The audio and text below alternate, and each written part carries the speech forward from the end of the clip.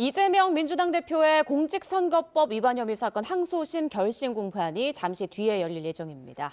윤 대통령 탄핵 심판도 어제 마지막 변론 기일을 마치고 마무리 수순에 접어든 만큼 향후 윤 대통령의 탄핵 심판과 이 대표의 선거법 재판 과정과 이 관심이 모이고 있는데요. 관련 내용에 대해서 임주혜 변호사와 함께 얘기 나눠보도록 하겠습니다. 안녕하십니까? 네, 안녕하세요. 네, 자 먼저 이재명 민주당 대표의 공직선거법 위반 혐의 항소심 결심 공판 한 1시간 뒤쯤 이제 시작될 것으로 보이는데 먼저 쟁점부터 좀 짚어볼까요? 지금 받고 있는 혐의는 결국 공직선거법 위반입니다. 예. 선거에 영향을 끼칠 그런 목적을 가지고 이제 방송에서 허위 사실을 공표해서 어떤 투표를 진행해야 되는 그런 유권자들에게 어떤 혼돈을 끼쳤느냐, 이 부분이 쟁점이 된다고 볼 수 있습니다. 결국 고 김문기 씨를 몰랐다, 혹은 또 이제 골프는 같이 치지 않았다, 이런 진술들, 이런 이야기들이 허위 발언인지 여부, 이 부분에 대해서 재판부에서 어떻게 볼 것이냐, 그리고 이런 발언으로 인해서 실제로 어떤 선거 결과에 영향을 끼쳤는가, 이 부분이 지금 쟁점으로 오를 것이라고 보고요. 네. 1심은 이미 선고가 되었습니다. 1심에서 징역 1년에 집행유예 2년이 선고가 되어서 이것은 선거법 위반과 관련된 사안이기 때문에 사실 피선거권이 10년 동안 제한되는 그런 형량을 받았거든요. 네. 과연 항소심에서 이 부분에 대해서 어떻게 판단이 될지 좀 관심이 모이고 있습니다. 네, 오전에 열린 양형 증인 신문을 보면, 그러니까 검찰 측은 김성전 중앙대 교수를, 이 대표 측은 정준희 한양대 교수를 이제 증인으로 신청을 했습니다. 어떤 점을 밝히기 위한 것이었까요? 이 양형 증인이라고 한다는 건 보통 이제 유무죄를 다투기 위해서 증인을 신청하는데 그 부분과는 조금 다를 수 있습니다. 네. 이 양형 증인들은 사건과 어떤 직접적인 관계를 갖고 있는 그런 목격자라던가 증거를 제출하는 그런 증인이 아니라요, 양형에 있어서 참작할 만한 요소를 이야기해 줄 수 있는 전문가라고 볼 수 있습니다. 네. 그렇기 때문에 지금 이재명 대표 측에서 제시한 그 양형 증인은 정준희 한양대 교수입니다. 그러니까 방송 경험이 풍부하기 때문에 이런 발언 하나 가지고 어떤 유권자들의 어떤 결정에 영향을 끼치기 어렵다, 아마도 이런 취지의 그런 증언을 얻기 위해서 증인 신청을 한 것이 아닌가 생각이 되고요. 네. 이에 반해서 검찰 측에서는 법조 전문인을 양형 증인으로 채택을 했습니다. 이 부분은 앞서 1심 재판부에서도 강조했던 부분과 좀 맥락이 닿아 있는데, 어떤 선거 결과에 영향을 끼칠 수 있는 이런 허위 발언을 한 것 자체가 죄책이 매우 무겁다, 죄질이 좋지 않다, 이런 발언으로 결국 유권자들의 판단에 영향을 끼칠 수밖에 없다, 이런 점들을 좀 강조하기 위한 양형 증인 신청이라고 보여집니다. 네. 네. 이번 사건과 관련해서 재판부가 검찰에 공소장을 변경하라고 요청했잖아요. 이건 어떤 의미인 건가요? 자, 이 부분도 굉장히 중요한 의미를 가질 것 같습니다. 이제 검찰에서 공소장 변경, 그러니까 재판부에서 공소장 변경을 요구했고 검찰에서 이 부분을 받아들여서 변경을 실제로 신청을 했는데요. 네. 그러니까 애초에 검찰은 이 공소장을 작성할 때 좀 발언 전체를 좀 함께 모아서 이런 이재명 대표의 발언들이 어떤 공직선거법상 위반이 되는 허위 발언에 해당된다, 이렇게 좀 더 포괄적으로 기재를 해둔 것 같습니다. 하지만 이에 대해서 재판부는 발언 하나하나별로 어떤 발언이 어떤 허위 사실에 해당하는지 이런 부분을 일종의 매치시켜서 기재할 것을 요청을 했습니다. 네. 다 항상 그런 것은 아니지만 일반적으로 재판부에서 어떤 공소장 변경을 요청한다면은 예. 그 부분을 더 세부적으로 명확히 해서 어떤 유죄로 삼으려는 그런 의도를 가진 거 아니냐, 이런 해석도 가능합니다. 하지만 이것이 일률적으로 항상 정해지는 그런 부분은 아니고요. 공소장 변경은 지금 혐의점이 너무 두루뭉실하게, 그러니까 포괄적으로 기재되어 있을 때 조금 더 구체적이고 세부적인 항목으로 나누어 살펴보고자 할 때도 재판부에서 요청은 할 수 있거든요. 그렇기 때문에 공소장 변경을 요청했고 이 부분이 받아들여졌다는 것만으로 어떤 유죄의 가능성이 더 높아졌다, 이렇게 보기는 어려울 것 같고, 다만 이 발언별로 나뉘어서 어떤 진위 여부를 다툴 것이다, 이런 추측은 가능하게 합니다. 네. 이재명 대표의 그 결심 공판이 오늘 오후에 진행이 되면, 그럼 관련해가지고 선고 결과는 언제쯤 나옵니까? 보통 이제 형사재판이기 때문에 네. 통상적으로 보자면은 결심 공판이 있고 한 달 이내에 선고 결과를 받아들일 수 있습니다. 네. 여러 가지 변수는 있을 수 있을 것 같습니다. 이것이 선거법 위반 사건이기 때문에 관련 법에 근거해서 우리가 흔히 633 법칙 이렇게 부르기도 하는데, 네. 1심은 6개월 이내에, 이제 항소심과 대법원 판단은 3개월 이내에 결정이 나야 된다. 이런 규정을 갖고 있습니다. 네. 하지만 이것이 항상 지켜지는 것은 아닌데 실제로 1심 재판은 2년이 넘는 시간이 걸린 후에야지 결론이 났었거든요. 네. 하지만 이제 이번 항소심 재판부에서는 굉장히 신속하게 재판을 끝내겠다는 의지도 지금 피력하고 있고 일반적인 경우에 이제 비춰본다고 하더라도 한 달 이내에는 보통 선고 결과를 받아들일 수 있기 때문에 이런 식으로 계산을 해보자면 3월 말 안에 항소심 재판의 결과가 나올 것이다 이렇게 예측이 됩니다. 네, 네. 오늘 검찰의 구형과 2심 선고 날짜도 지정될 거다 이런 얘기가 나오던데요. 이 대표 이제 선거법 1심에서 아까 짚어주신 대로 징역 1년에 집행유예 2년을 선고받았잖아요. 항소심 결과는 좀 어떻게 예상해 볼 수 있을까요? 굉장히 중요한 재판입니다. 이재명 대표 입장에서는 일단 지금 여러 가지 재판건들이 동시에 돌아가고 있지만 가장 급한 불이다. 이렇게 볼 수 있습니다. 급한 불이고 반드시 진화하고 나가야 되는 불인 게요.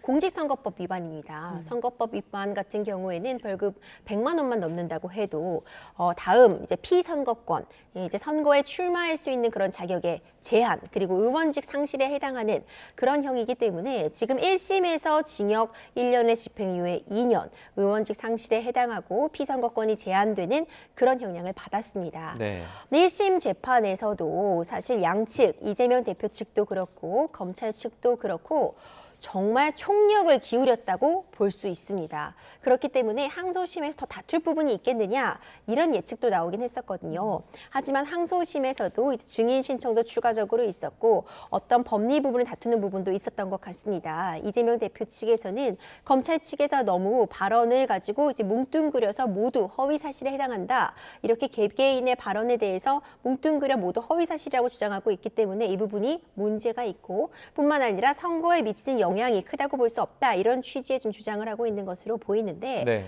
어떤 예측을 하기는 아직까지는 조심스럽지만 예. 항소심에서 만약 이 결론에 대해서 전반적으로 뒤집지 못하면 이재명 대표는 대법원까지 갈 것은 예측이 되고 있지만 쉽지 않거든요. 항소심이 매우 중요한 의미를 가진다고 볼 수 있고 일단 공소장 변경도 있었기 때문에 개개인의 그 발언들, 고 김문기 씨를 몰랐다는 발언, 그리고 이제 국토부의 압박 때문에 토지 용도 변경을 했다, 협박이 있었다 이런 취지의 발언에 대해서 허위 사실을 볼 것인지 허위 사실일 뿐만 아니라 선거에 영향을 끼쳤다고 볼 것인지 항소심 재판부의 판단이 매우 중요할 것 같고요.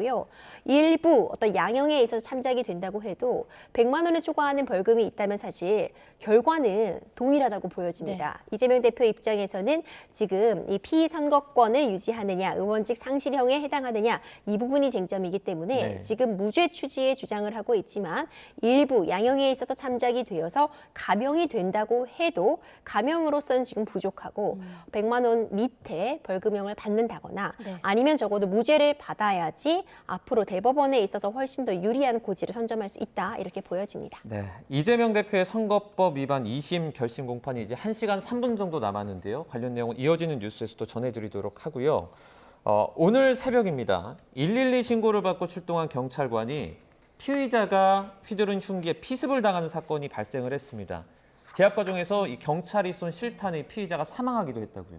그렇습니다. 굉장히 충격적인 네. 사안이죠. 사건 내용부터 좀 정리해 보자면요. 지금 보시는 이 CCTV 영상에서처럼 경찰이 이제 출동하는 모습을 확인할 수 있습니다. 네. 이 전에 어떤 상황이 있었냐면 이 피의자가 이제 종이 봉투 저 백에 흉기를 들고 집으로 귀가하고 있던 여성 2명을 뒤따라가는 그런 모습이 있었습니다. 네. 그래서 피해 이 여성들은 신고를 하게 됐고 경찰관이 이제 출두를 했는데 이 출동한 경찰관에 대해서 바로 쇼핑백에서 흉기를 꺼내서 이제 흉기를 위협하는 모습을 보인 겁니다. 네. 이후 진압하는 과정이 있었습니다. 이 경찰관도 2인 1조로 출동을 했는데 이와 관련해서 처음에는 이제 공포탄, 테이저건을 사용했고요. 그 이후에 공포탄도 발사를 했는데 계속해서 흉기를 휘두르고 실제로 이제 이마 부분에 상처를 입게 되고 이제 피해가 있자 결국 실탄을 사용을 했습니다. 네. 실탄 3발을 사용했고 조금 더 이 피의자는 도주를 하다가 출동한 다른 경찰관들에 의해서 다시 한번 진압이 되었고 예. 결국 경원으로 옮겨졌지만 심정지 상태로 사망을 한 그런 상황입니다. 네, 경찰관도 목 주변, 얼굴을 심하게 다친 걸로 전해지는데 경찰의 대응을 두고 과잉 진압이었다, 정당한 업무 집행이었다, 좀 이렇게 얘기가 나오더라고요. 변호사로서 보시기에 어떠신가요? 사실 굉장히 어려운 측면이 있습니다. 물론 경찰관은 업무를 수행하면서 실탄을 사용할 수 있는, 총기를 사용할 수 있는 그런 법적인 근거를 가지고 있습니다.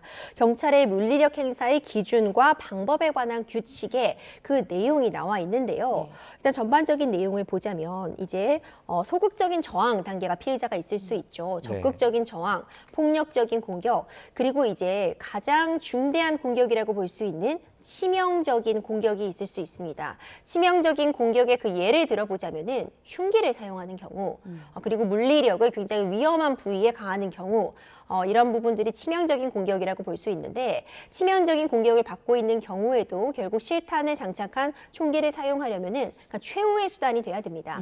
더 이상 저항할 수 있는 방법이나 긴박한 그런 물리력을 행사해야만 하는 그런 상황이 발생했을 때인데, 이번 사안 같은 경우는 이미 같이 출동한 경찰관이나 이후에 출동한 경찰관들에 대한 조사가 좀 필요해 보이고요. 네. 조금 더 영상 등을 정밀하게 분석해 볼 필요가 있겠지만 일단 피해자가 체포 직전에 흉기를 휴대하고 있었습니다. 그리고 경찰이 보자마자 그 흉기를 사용을 했고요. 실제로 경찰관들도 이제 얼굴 윗부분에 자상을 입었다고 전해지고 있는데, 이 목 윗부분이라고 한다면 사실 치명상을 입을 수도 위험하죠. 있는 그런 부위입니다. 이런 부분들을 고려하자면은 좀 불가피한 선택이 아니었는가, 이런 측면도 충분히 납득할 만한 것 같고요.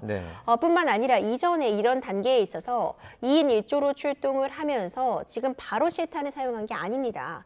먼저 제압을 하려고 시도를 했고 공포탈이나 테이저건도 사용한 이후에 실탄을 이제 발사한 그런 측면이 있는데, 물론 불가피하게 실탄을 장착한 총기를 사용할 때라도 좀 대퇴부 아래, 그러니까 생명과는 직결되지 않는 부위를 발사해야 된다는 그런 이제 규칙의 내용도 있을 수 있겠지만, 이 부분은 좀 불가피하지 않았었나, 이런 측면도 충분히 공감은 가는 것 같습니다. 그러면 지금 정황을 좀 살펴봤을 때 이렇게 실탄을 발포한 경찰관이 나중에 이와 관련해서 문책을 받을 가능성도 있다고 보십니까? 하지만 이런 부분도 열어는 둘 수 있을 것 같습니다. 실제로 이전에도 이제 경찰이 총기를 사용해서 당시에 체포를 시도하려던 그 피의자가 사망한 사안에 대해서 경찰에게 민사상 손해배상 책임이 인정됐던 사례가 있습니다. 그러니까 우리가 흔히 얘기하는 이것이 과잉 진압이냐, 아니면은 정당 행위로서 정당한 총기 사용이냐, 이 부분은 사실 상황에 따라서 달리 평가될 부분은 충분히 존재합니다.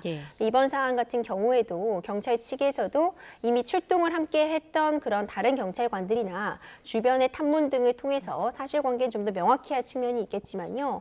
이런 경우 사실 반복되는 문제입니다. 이것이 과잉한 진압이었는지 아니면 정당한 총기 사용이었는지는 늘 논란의 대상이 되고 있고요.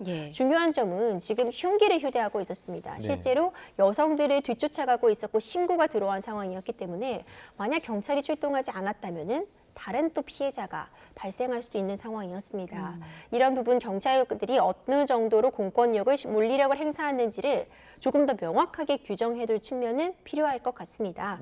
그래야지 경찰관들도 조금 더 부담 없이 어떤 법적인 책임에서 자유롭게 물리력을 행사할 수 있을 것이고, 정확한 세부적인 지침이 있을 때에도 그런 과잉 진압이 예방될 수 있기 때문에 이런 부분에 대해서는 조금 더 개선이 필요해 보입니다. 이제 윤 대통령 탄핵 심판 최종 변론 좀 짧게 짚어보겠습니다. 자, 어제 이제 윤 대통령이 최후 진술서를 이제 직접 써서 읽었고, 헌법재판소는 오늘부터 본격적인 평의에 들어간다고 하는데요. 일단 선고 결과는 언제쯤 나올 걸로 예상하세요? 아직 결정하긴 좀 일러 보이지만 이전의 사례들을 비추어 보자면은 이제 최종 변론이 있고 나서 한 2주 내에 결과는 나올 것이라고 봅니다. 선고 기일은 어제 지정되지 않았고요. 바로 오늘부터 아마 주말을 제외하고는 매일 평의가 진행될 것이라고 보는데, 재판관들이 이제 회의를 거치는 작업을 통해서 그다음 표결도 붙이게 될 것이고요. 그 이후에 이제 선고 날짜를 한 이틀 정도 전에 아마도 이제 지정을 해서 공개를 할 것이다, 이렇게 예측이 됩니다. 이런 부분들을 이제 산술적으로 계산해 보자면은 3월 중순 안에 이 탄핵 심판에 대한 선고 결과가 나올 것이다, 이렇게 예측이 되고 있습니다. 이제 내일 헌법재판소가 마은혁 헌법재판관 후보자 임명 관련해서 권한쟁의 심판 사건 결론을 내기로 하지 않았습니까? 이 결과에 따라서 실제 윤 대통령 탄핵 심판에 마지막 변수가 좀 될 수도 있을까요? 그렇습니다. 이제 마지막 변수로 떠오르고 있는데요. 경우의 수를 좀 나눠서 판단해 볼 필요가 있습니다. 네. 지금 내일 선고가 나는 이 최상목 권한대행에 대한 이 권한쟁의 심판은요. 마은혁 헌법재판관 후보자를 임명하지 않은 부분이 국회 헌재 구성권을 침해했느냐 이 부분이 지금 쟁점이 되고 있거든요. 네. 만약 헌법재판소에서 마은혁 후보자를 임명하지 않은 것이 문제가 있다라는 결정을 내리게 되면은 그 이후에는 사실 최상목 권한대행이 임명을 해야만 하는 그런 상황으로 보여집니다. 물론 또 임명을 강제할 수는 없는 측면이 있겠지만 이미 헌법재판소에서 이런 판단이 있는 이상 계속해서 임명을 거부하기는 어려워 보이고요. 그럼 만약 이런 임명을 하게 되면은 그 이후에 이번 윤석열 대통령에 대한 탄핵 심판에도 참여할 수 있는가 이 부분은 또 별도의 문제인 것 같습니다. 네. 내일 선고가 있더라도 어쨌든 임명까지는 시간이 걸리게 되잖아요. 그런데 바로 오늘부터 이미 윤석열 대통령에 대한 이 탄핵 심판의 평의는 진행되고 있을 것입니다. 네. 그렇기 때문에 이미 변론이 종결되었고 평의도 진행되는데 이제 와서 새로운 재판관이 참여하는 것은 너무 문제가 있다. 이런 측면에 따라서 마은혁 후보자가 임명이 돼도 이번 윤석열 대통령의 탄핵 심판에는 표결이나 이 평의에 참여하지 않을 가능성도 있고요. 만약 이 부분이 임명이 되어서 이제 헌법재판관이 9명이기 때문에 9명이 결정을 내리는 것이 맞다라고 여겨진다면 네. 이때는 변론을 갱신해야 됩니다. 새로운 재판관이 참여하게 되기 때문에 변론을 갱신해야 되는데 간이적인 방식의 동의를 해서 이렇게 이루어진다고 해도 시일이 더 소요될 수밖에 없어서 네. 이런 부분은 또 판결 선고를 언제 할지에 영향을 끼칠 수 있는 부분이 있어서 앞으로 언제 임명이 될지 그리고 실제로 권한쟁의에서 어떤 결론이 내려질지 조금 더 지켜본 이후에 판단이 가능할 것 같습니다. 알겠습니다. 지금까지 임주혜 변호사와 주요 사건과 재판에 대해 짚어봤습니다. 고맙습니다. 고맙습니다.